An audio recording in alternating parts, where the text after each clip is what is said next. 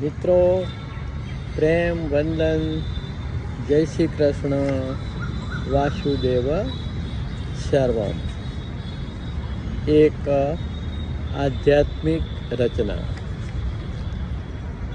મનન કરે હો આત્મા મન, મનન કરે હો આત્મા મન, બુદ્ધિ ઇન્દ્રિયે છન્નન છન, બુદ્ધિ ઇન્દ્રિયે છન્નન છન,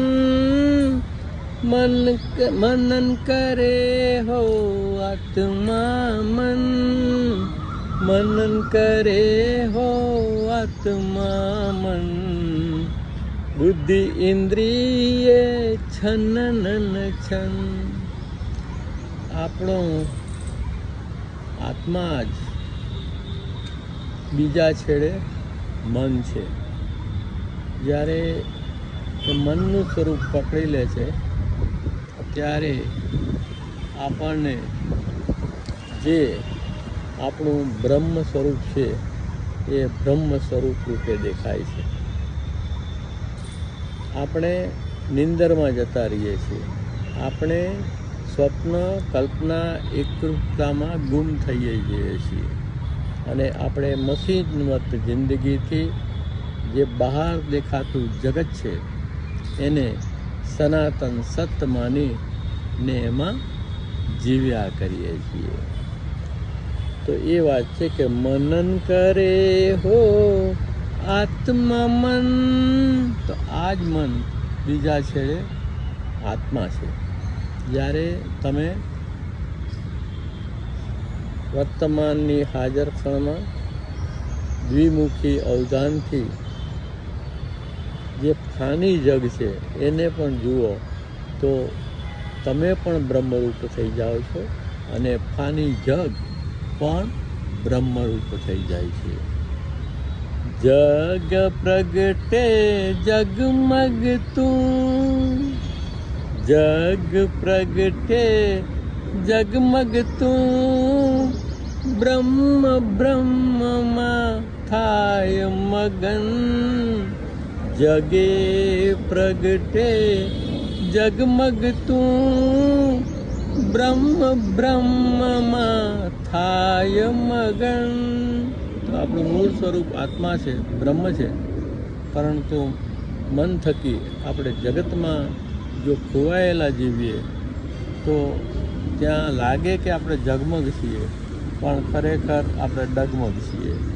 મનન કરે હો આત્મા મન, બુદ્ધિ ઇન્દ્રિયે છન્નન છન, જગ પ્રગટે જગમગતું, બ્રહ્મ બ્રહ્મમાં થાય મગન.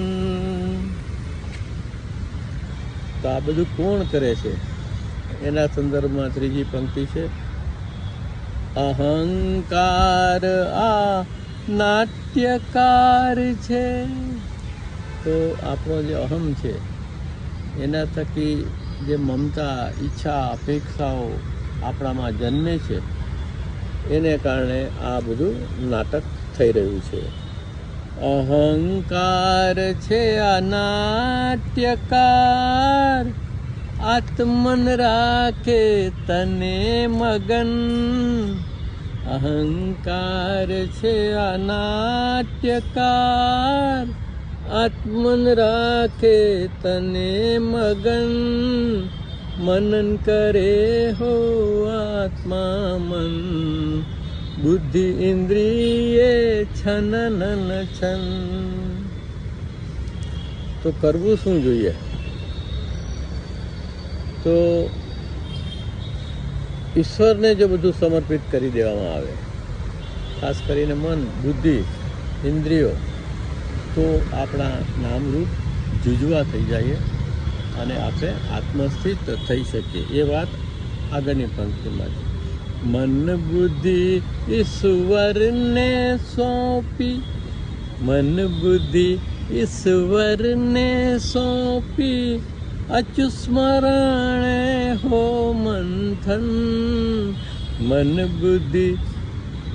बुद्धि ईश्वर ने सौंपी अच्युत स्मरणे हो मंथन। अच्युत એટલે કૃષ્ણ। मन बुद्धि ईश्वर ने सौंपी अच्युत स्मरणे हो मंथन। मनन करे हो आत्मा मन बुद्धि इंद्रिये छनन छन। અને છેલ્લી પંક્તિમાં નાહમ સોહમ કોહમ થી નાહમ કોહમ સોહમ થિયા મંજીભાય હો આત્મન। નાહમ કોહમ સોહમ થિયા મંજીભાય હો આત્મન।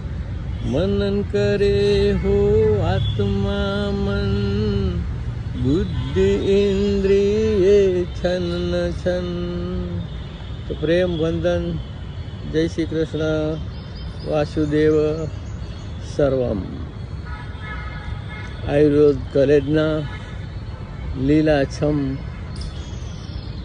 ઝાડવાઓની વચ્ચે કવિતાનું દ્વિમુખી અવધાનથી પઠન કરવાનું જે આનંદ છે એ ખૂબ અવર્ણનીય છે। આપ જોઈ શકો છો કે કેટલા લીલાછમ વૃક્ષો ચારે બાજુ પથરાયેલા છે। આ જ વૃક્ષોને એની લીલીછમ રૂપમાં ન જોતા દ્વિમુખી અવધાનથી આ સુંદરતાને જો જોવામાં આવે તો સૌંદર્ય અંદર ન જવાથી સૌંદર્ય બહારનું બહાર રહે છે અને આંતરિક સૌંદર્ય નિખરી ચૂકે છે।